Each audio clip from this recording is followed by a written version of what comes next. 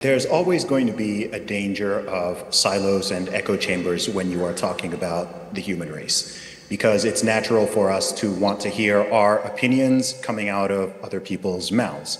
Not a lot of people intentionally go out to find things and people who totally disagree with us. We tend to like that affirmation. I think that's just a human situation. But what I look at is I look at the direction that things are moving in, and I look at are things improving or are they getting worse in this front? So, with the decline in popularity and trust in mainstream media, there is rising independent media, and it means that there are way more people. It's sort of a democratization of information and platforms.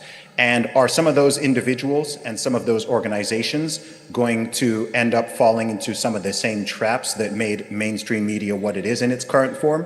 Yeah, that absolutely happens. There are always going to be perverse incentives. There's going to be people chasing clout, people chasing clicks, people chasing headlines, people genuinely lying, right? These are things that are innate to human beings, and there are always going to be bad actors out there.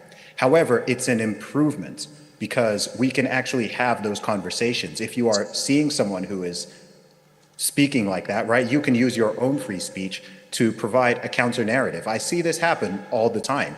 If someone puts out a podcast which people disagree with, or just a video, whether it's long form, short form, or they put out an article or a blog post, people are welcome to share their opinions and their ideas.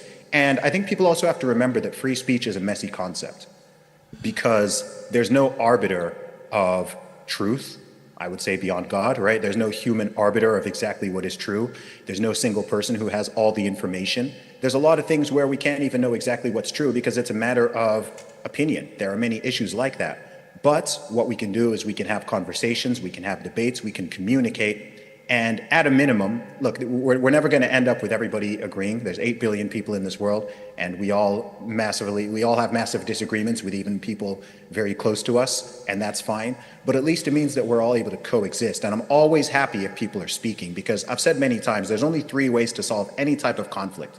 This could be between nations, it could be between groups, it could be between individuals, it could be between loved ones. There's only 3 ways to solve any conflict. Number 1 is communication and diplomacy, and that is what I always advise. Number 2 is separation, segregation, divorce, going your separate ways. And the third one is physical violence.